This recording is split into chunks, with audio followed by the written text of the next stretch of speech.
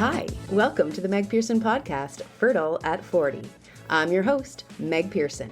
After many health complications due to alcohol addiction and an eating disorder that ruled my world for close to 20 years, I was told I would never have children. At 38, I naturally and surprisingly fell pregnant, and the transition from maiden to mother was wrought with love, grief, excitement, and healing. Becoming a mama was about far more than just soothing stitches and learning how to care for a tiny human. It was, and still is, a relearning of who I am and what I am truly capable of. After over 2 challenging years trying to conceive a second baby since, I gratefully and naturally conceived my second child just as I turned 41, after 3 losses and heaps of heartache. I am a doula in training, holistic chef, teacher of yoga, and a childbirth educator, and I am here to share my story because I know it's not just mine. Join me each week for unbiased convos with a no-bullshit approach to faith in fertility, conscious conception, and connected pregnancy, with birth stories, expert interviews, and personal anecdotes to help tell the story of creation. Welcome. Now let's do this. One last thing before we get into the conversation, I want to remind you that this podcast provides general information and discussion about natural medicine, health, pregnancy, and childbirth-related subjects. The content here should not be taken as medical advice, and the content here is for informational purposes only, and because each person is so unique, please consult with your healthcare professional for any medical questions. Now, on with the show. Hello, and welcome to this week's episode of Fertile at 40 podcast. My name is Meg. I am your host, and I'm excited to be bringing you guys this solo episode. It's going to be a quickie, but I wanted to give you all an update on our pregnancy with baby 2022. 2000. Yeah, 2022. Oh my gosh. Pregnancy brain. But yes, I wanted to give you guys an update on our pregnancy with our new wee one, who is set to be entering the world coming earthside in July of this year. We have just crossed over the 18-week mark. When this podcast goes live, we'll be rounding out into 19 weeks pregnant. And we are super excited because this past week we did go to the doctor and we did do an ultrasound to check on the baby. And we did find out that we are in fact having a baby boy, which I am so thrilled about. And also it's just really reaffirming because I have felt and thought, not only since we found out we were pregnant this time around, but even through the pregnancies and the losses that we had in 2021, I've always felt that this was going to be a boy. So it was really, really just beautiful and still surprising at the same time, more shocking than anything, because we do, as you know, if you've been listening, we do have a little girl, Kobe Grace, who is just over 2.5 years old. And we've been a little girl fam, and now we have an amazing little boy that we'll be welcoming. And these two are going to be exactly 3 years apart, both to be born in July, which is super exciting. So I wanted to talk to you guys a little bit about, I'll fill you in on how the pregnancy's been going, because I've gotten some messages asking, because I am 41 years old. I'm going to be turning 42 in November of this year. And yes, this pregnancy has definitely been different than my first. Now, my first pregnancy I did not have early on in life either. We found out we were pregnant with our daughter Kobe when I was 38 years old. Right as I turned 38 was when we conceived. And so it was a considered advanced maternal age pregnancy, or the quote that some medical practitioners refer to as geriatric pregnancy, which just makes my eyes roll and my stomach turn when I use that reference. But so the pregnancy probably was vastly different than had it been, in my 20s when I was 28 years old. But this one here that I'm currently experiencing has been vastly different as well. And I'm sure maybe because it's my second one for one reason, maybe it's because I'm having a boy this time and not a girl. But I'm also 41, so I've got 3 years. And I also have a toddler moving into this pregnancy. So it has been vastly different. The exhaustion has been next level. Typical first trimester exhaustion, you got it. And still now, even at 18 weeks, last night I went to bed at about 9 p.m. because I was falling asleep on the sofa, and I slept until 7:15 this morning. That's not without wake-ups, as you all know. Maybe you experienced what I'm experiencing, which are just the wildest dreams, which I've been having pretty much this entire pregnancy. Just wild, wild dreams. So vivid, so random. Well, seemingly random. I'm sure that my mind is working out a lot of stuff as I sleep. But just the wildest dreams. And actually, finally, this week is the first week in a long, long time that I haven't had to wake up and pee, because that's also something that, as we know, in the first trimester with all the hormone fluctuations, and again in the third trimester as the baby gets bigger and adds more pressure on the bladder, waking up to urinate in the middle of the night is common, but I've actually gotten a little bit of break from that. However, in exchange, the heartburn has already set in, and I'm already propping myself up upright in bed to fall asleep at night. We typically eat dinner a little bit later than probably we should, and going to bed so early, typically if I don't prop myself up, then I'm waking up to really, really bad heartburn. Now, I've had heartburn issues off and on my entire adult life because of my history with bulimia, but they get multiplied by about 10,000 when I'm pregnant. I remember when I was pregnant with Kobe, it wasn't until later on in the pregnancy with her, but I couldn't even eat toast. It was so bad. Toast would give me heartburn, which is pretty crazy. So we are coming up on 19 weeks. I've not had really any aversion still to this point in this pregnancy. I've had a very strong appetite through the whole entire time up until this point. I am limiting my portion size a little bit now just because of the heartburn. So I'm trying to eat more regularly, less food, but I've been really excited. I've been able to eat salads almost through this whole pregnancy, which is something that I definitely did not want to or could stomach when I was pregnant with COVID. So I've been eating lots of super amazing, healthy plant foods. I've also been craving beef. So we've been having grass-fed organic beef burgers about one night a week. Really eating a lot of smoothies where I can pack a big punch with nutrition, and lunch is typically a bowl of plant-based soup and a big salad with some sort of protein, whether it's some goat's cheese or crumbled up egg. And yeah, I'm just feeling really, really good in that department. Now, I've got a lot of stuff going on in my professional and personal life right now, which has been causing me a little bit of stress. And I think that that's probably also what's affecting my sleep a lot lately. So I'm hoping I can, alleviate some of that by sorting some things out. And also I'm really trying to keep my yoga practice and meditation practice up, which I think have been really important tools. I'm also seeing a new therapist. Yes, even folks that are coaches and do plant medicine and have all of these amazing practices in our toolbox. We also still do see therapists. So I have an amazing psychologist that I work with. She's also quite a hippie, so we're a great match. And her and I have been working together for a few weeks now, almost a month actually.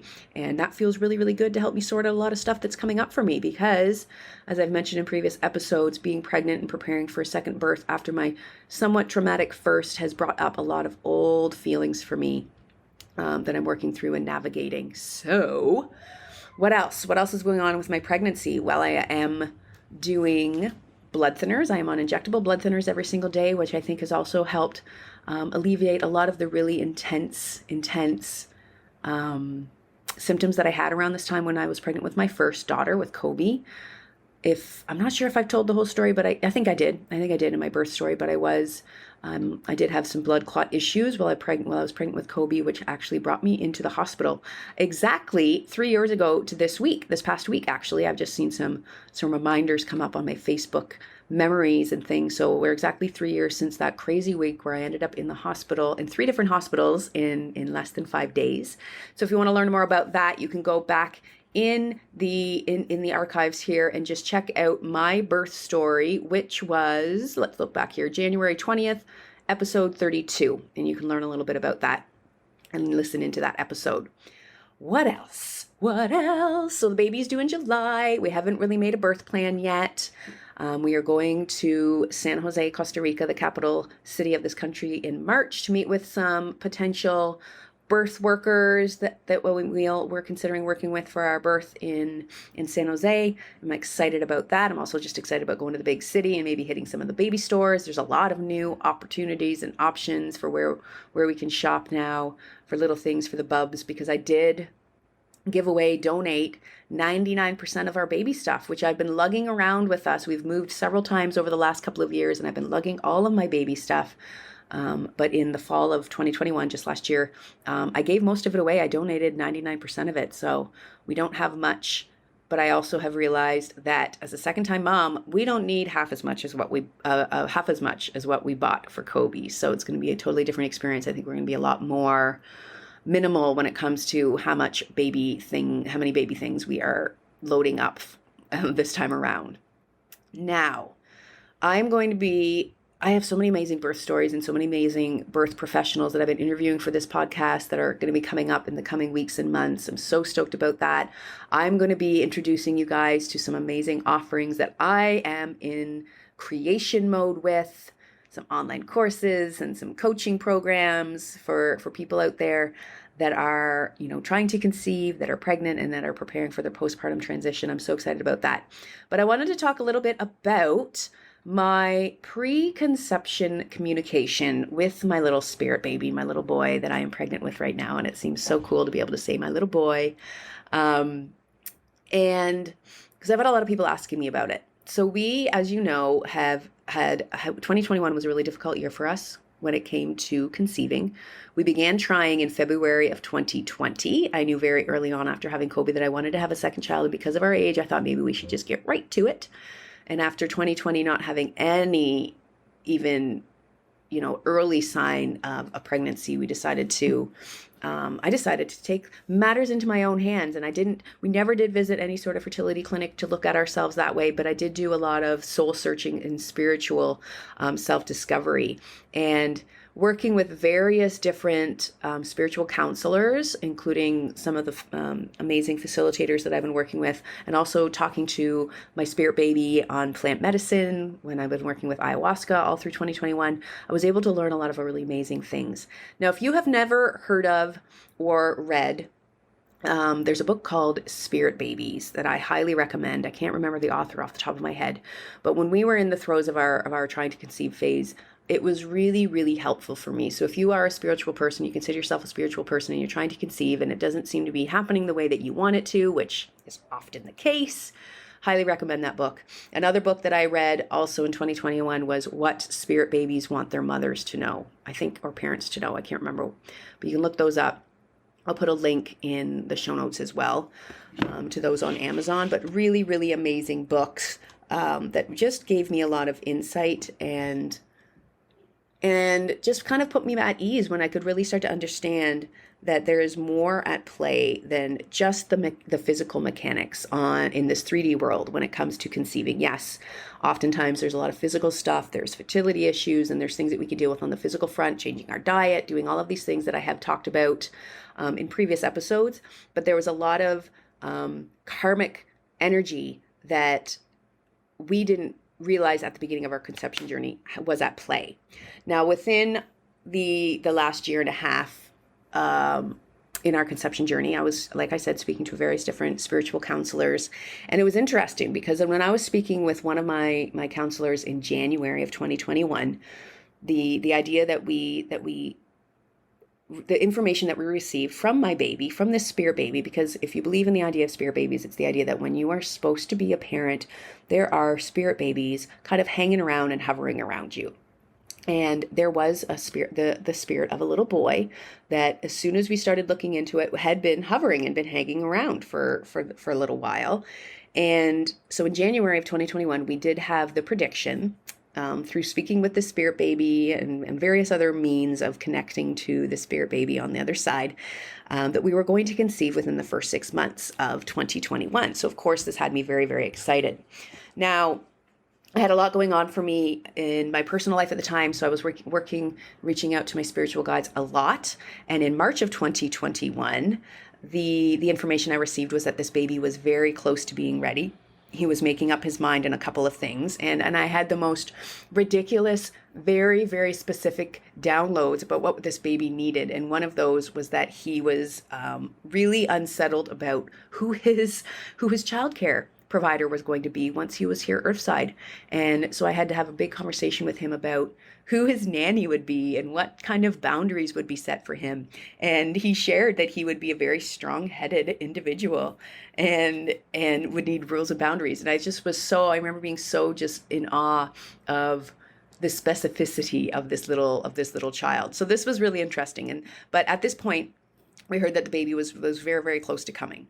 Now, I did another spiritual reading in May of that year, and again, connected to the spirit baby. And he, at that point, informed us that he was probably going to be ready to come within 2 months, which we were really, really excited about. Now, in March, when I had done my previous reading in March, the idea we had was that the baby would come by the end of the year.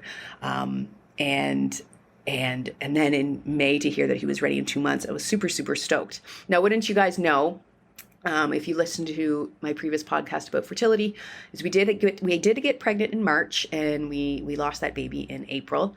And then we did get pregnant again in our June-July cycle. So that prediction in May of getting pregnant in 2 months was accurate. And then we ended up losing that baby in a miscarriage. But it was interesting because all of the predictions that we were making and everything we were communicating with this little spirit baby were accurate. We did get, in fact, pregnant in the first 6 months of the year. When we got pregnant in March, we just ended up having a miscarriage. And then we did get pregnant in June, July, as predicted. It just ended in miscarriage. So it was really, really interesting how specific.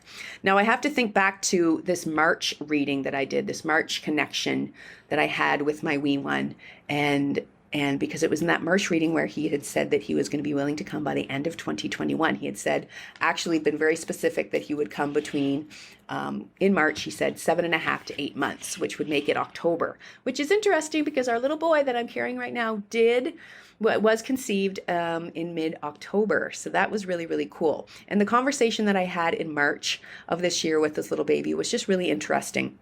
It just had a really big validation and reiteration that there was a soul out there that had been waiting to incarnate in my family. And then the child actually showed up a year and 2 months prior to my conversation with him in March of 2021, which makes perfect sense because I really started to think at the end of 2019 that I did want to have another baby. So that little boy was showing up in my energy field at that point, and that he had chosen us as parents, which is really, really interesting. And this child had it was really clear that he had willingly opened up the channel to communicate with us about a month prior to that conversation with him in March, which I remember feeling his presence in early 2021, probably January. I started really thinking, hey, this baby's ready to come. And so we started calling him, I started referring to him as Tom, me and my spiritual, one of my spiritual advisors that was helping me communicate with him.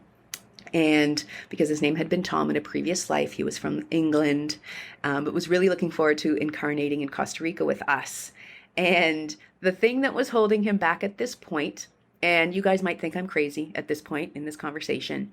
I'm assuming if you're listening to my podcast, maybe you have a spiritual practice and you might believe in some of this stuff. But even if you don't, I really want to just encourage and invite you to open up your heart to what I'm communicating and about to communicate about this, because I think that there's so much more at play.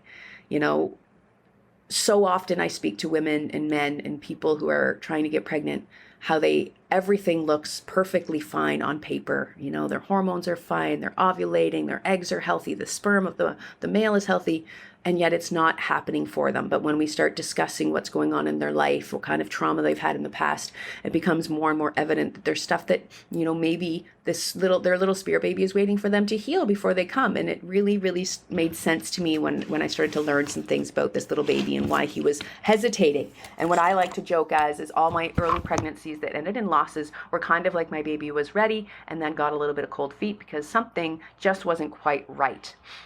So what I learned in my March 2021 connection with the spirit baby is that he was really prepared as a soul to come and to join our family, but he was still negotiating with the karmic counsel.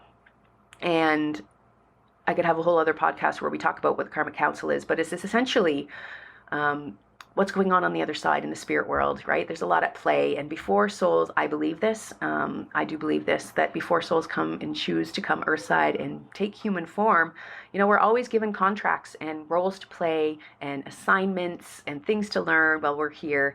And this little guy was still dealing with the karmic counsel, really defining his purpose for this incarnation with us and developing what kind of tools he was going to bring with him. And then in turn, the karmic counsel really had to sit back and look at this little soul and assess his readiness to come earthside. And that felt really, and still feels really good to me, that this little spirit baby has really been doing everything he needed to prepare to join us. And And in this connection with him, he had said that he would probably be willing and ready to come earthside and join us in the end of 2021, which he did. Like I said, in October is when we conceived. Now, one of the other things that we learned during this connection was that one of the things that was holding him back was actually some trauma of my own, and I had some very clear blockages from some trauma that I experienced when I was around 20 years old. And at that point in my life, I was very disempowered and feeling very unsafe. And it was affecting, obviously, my root chakra and my safety. And there was some stuff going on at the time in 2021, early 2021, that had me feeling very disempowered and unsafe in my environment as well. So this little spirit baby was shining light on some stuff, that a pattern that I needed to heal before he was going to be ready to join us, because it was blocking some energy in my family and my ability to be really open with not only welcoming this baby, but also being comfortable in my relationship with my partner, in my career, and everything. So really, really cool stuff that this baby was able to help shine some light on that, so that we could do some reprogramming of my beliefs and release some old patterning. Now, another thing that I really had been working on a lot with plant medicine through early to mid 2021 was examining how much pain I was still carrying from my birth of Kobe. Not just a birth, but also just the pregnancy, because it became such a shock back in 2018 when we found out we were pregnant. And as you may know, and I think I've mentioned it on the show before, women and men who are survivors of sexual assault, sexual molestation, sexual abuse, often birth and pregnancy can bring up a lot of that old pain. And I feel like that was the case for me. And I was still in 2021, over 2 years later, really working on healing some of that. And one of the things that came to me one night when I was drinking Mother Ayahuasca, connecting with that beautiful mother plant, was the idea that after I gave birth to my daughter, I had done so much work healing the emotional and the physical, the exterior physical healing. I was trying to really work to respect my body as I healed in the postpartum phase. But what I really didn't pay much attention to was that the same day that I birthed my daughter, my body lost. And when I birthed my baby, sorry, pregnancy brain.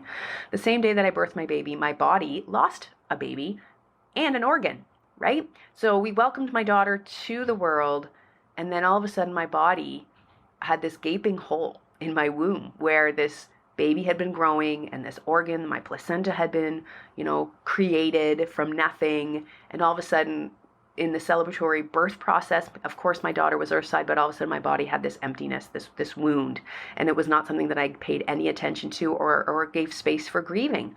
So my experience on plant medicine, when it really, really taught me that. And because of that wound that had been, unhealed for so long after the birth of Kobe, I had associated that emptiness a little bit, and associated that emptiness a little bit with being left alone. My body. This was something what my body felt, and so I really had to do my best to have the faith and the trust that my placenta would be coming back at some point, and there was some deep, disbelief at my core level that I would never be pregnant again, and that organ was gone forever. And so I really had to do some work on belief that, not only would I get pregnant again, but that placenta would be back and everything would be super healthy. I had to move through life with no doubt from that point on that I would get pregnant and that my body would have those two beautiful components, once again, a baby and a placenta, and I have more awareness this time around how to properly nurture myself and my body as I move through the transition of birth once again. I also received a message during that reading that it would be really important for me to enjoy my pre-pregnant body. I had spent so much time in 2021 just really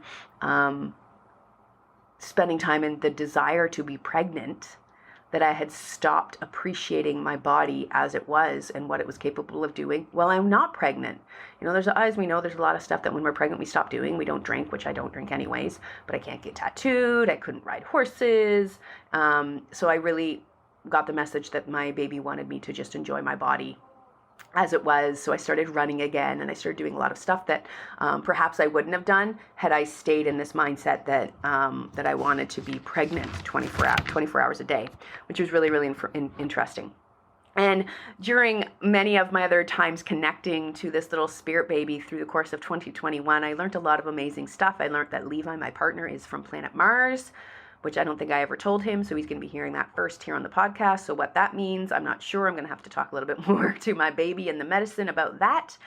And I also just got a lot of really beautiful comfort through doing this spiritual work with this baby as we prepared. And I do feel like I know his soul in a very different way than I did Kobe's prior to having her. And I'm really just so excited and so thrilled to see what this little tiny human is going to be like when he comes to see us face to face here in these bodies. And I just encourage anyone out there that is trying to conceive to, just be open to the idea that there's a lot more at play than just the medical side. And if you want to chat about it and hear more about my story, I would love to share. I will be talking a lot about this in my upcoming coaching program. But let me know what you think about this crazy conversation that I've had here today. Again, we're so excited to be welcoming our little boy to the world later this year, and I'll be giving you guys more and more updates on the pregnancy and the baby's name and all of that in the episodes to come. Have a beautiful week, you guys, and stay tuned. Make sure you check out next week. Let me just check my notes real quick. Next week on the show. Oh, I have an amazing episode called Unraveling Birth Trauma with Bronwyn Attico, who's an amazing birth worker, so you're not going to want to miss that. Please like, share, review, all of that stuff. Really helpful to get this information out to the world. If you guys can help by sharing, take a screen grab of this episode on Instagram when I share it, and share with all your friends. It would be so appreciated.